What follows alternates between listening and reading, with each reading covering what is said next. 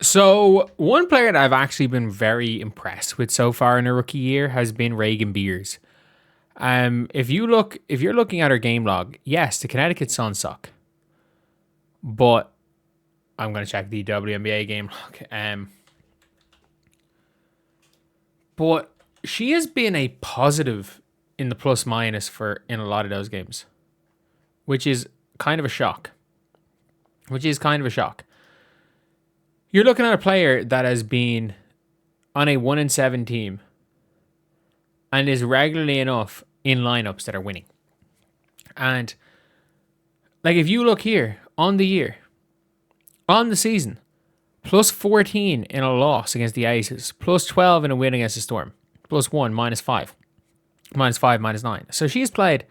She's minus 14. She's even -7. Like in a team that is 1-7, she's played in 7 of the 8 games, and in those 7 of 8 games, she has been a net positive on the floor. And the reason why I'm talking about Reagan Beers is that there's a very good chance that Reagan Beers becomes available tomorrow. Because the Connecticut Sun have 13 players in their roster. They're calling back Layla Khan, who might be the damn MVP. Like, if the Connecticut Suns somehow start winning games, give Layla Khan the MVP. I don't care. Give her the MVP. Like last year when she was on the floor, the Connecticut Sun were a positive, and when she was off the floor, they were the worst NBA team they were the worst WNBA team in history, net ratings wise. Like she's that big of a factor. Like she was MVP of the French League. She wasn't MVP EuroLeague, but she wasn't far off winning MVP EuroLeague. Like Layla Khan is in that second tier of point guard. She's not Paige Caitlin good, but like she's Olivia Miles good. But yeah, it's one of those things where somebody has to go. Nell Angloma obviously not going. Kennedy Burke, protected contract. Aaliyah Edwards obviously not going. But Aaliyah Edwards, there's a world where Aaliyah Edwards becomes available. There actually is. Like, I get it, she's averaged 9.6 points per game. She hasn't looked good. Ashlon Jackson is a dev player. Neepkins could become available as well. And if we're being honest, when it comes to Gianna Neepkins, if she's available, what do you do if you're Indiana? Because is Dantas worth potentially having 4 years at Neepkins? If you cannot afford Sophie Cunningham next year, do you believe Neepkins projects to be that type of player? Yeah, she's stunk it up so far in her rookie year. She has stunk it up so far in her rookie year, but Dantas has just stunk it up in general. Do you take her and slide and just pray that Maisha Hines-Allen and Mo Billings can hold it down as a backup center? And KK Timpson, which I think they can. I think all three of them can hold it down as backup center. So, for me, I'm like, if you are the Fever, whoever they get rid of, whether it's Neepkins or whether it's Beers, because it's going to be one of those two. Because again, they're not getting rid. Diane Miller's on a protected contract. They can't get rid of her. They're not getting rid of Ledger Walker. They're not getting rid of Ono, who's on a protected contract too. They're not getting rid of Sanaya Rivers. They're not getting rid of HVL. So it realistically comes down to their 15th pick this year or the undrafted rookie who has been exceptionally good. And I'm like, when we're talking about the Fever, I think both of these players can bring something. First of all, Reagan Beers is just better than Damiris Dantas. Like, I cannot stress that enough. She's just better at basketball than Damiris Dantas. Like, Reagan Beers is going to give you 5 good minutes. Like, she comes in, she can be a bruiser on the inside. She rebounds really well. And again, the one game this year she plays over 20 minutes, she has 10 and 8 with 2 assists, 2 steals, and is a plus 12. Like, this is a player that, for me, is like, she's performing to expectation, but drastically above expectation because for some reason she went undrafted. It makes no sense. It makes absolutely no sense that she went undrafted. And there's also the caveat here that Justine Passat might be good enough and that maybe there are better options than Dantas to replace Dantas than Reagan Beers. But I'm going to be real here. I think she's been very, very solid. And I think, again, you are looking at players that are situational players if you're the Fever. I don't think there's a point having dead weight on your team. I don't. Especially Why am I saying especially? Because if you bring in one of these players, these are archetypes, like a competent big. And I don't mean a good big, I mean a competent big.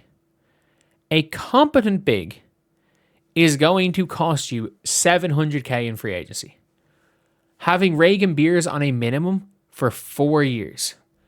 A shooter that is 6'1" is going to cost you, like we saw with Kennedy Burke, a shooter that's 6'1" in free agency is going to cost you $600K plus. And again, has not shot well as a pro. It's, do you bet that Gianna Kneepkens is going to figure it out? Do you think that she's going to figure it out? And it's one of those two. And I think the Indiana Fever should be keeping an eye on it. Because obviously when it comes down to it, like you've got her, you've got other players that are going to be cut, like Lacan's back. Like Annalise Maley, I think, could have been one of these like hustle players in an Alexi Hole type mold.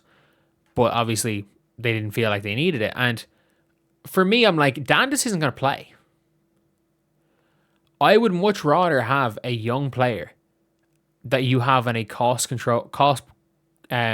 protected or cost control contract for years down the line than Damiris Dandas.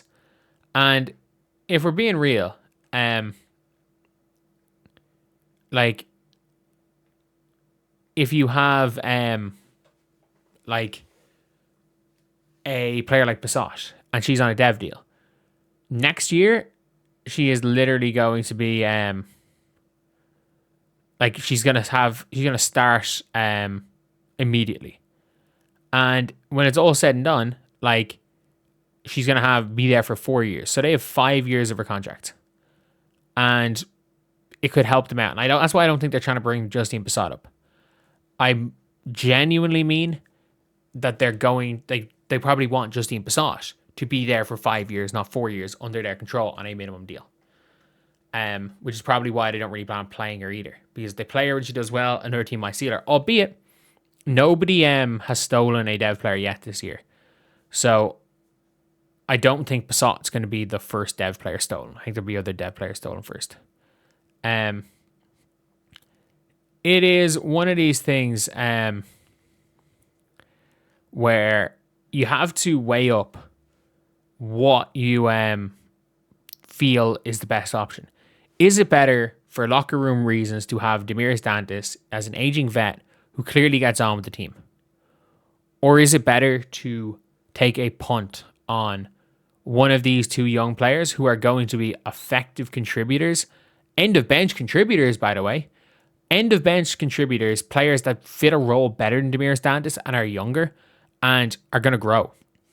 Like, by the end of their rookie deals, are going to be 25, 26, and are going to be players that will help a 28-year-old or 27-year-old Caitlin Clark try to win a title towards the end of her time in Indiana or her time under Indiana's control.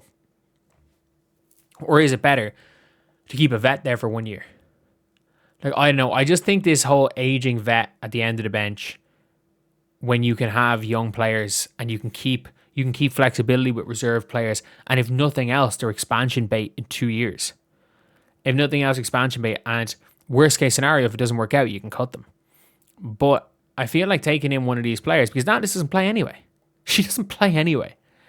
I feel like picking one of these players up, the problem is that you do have to claim Kneepkens off waivers.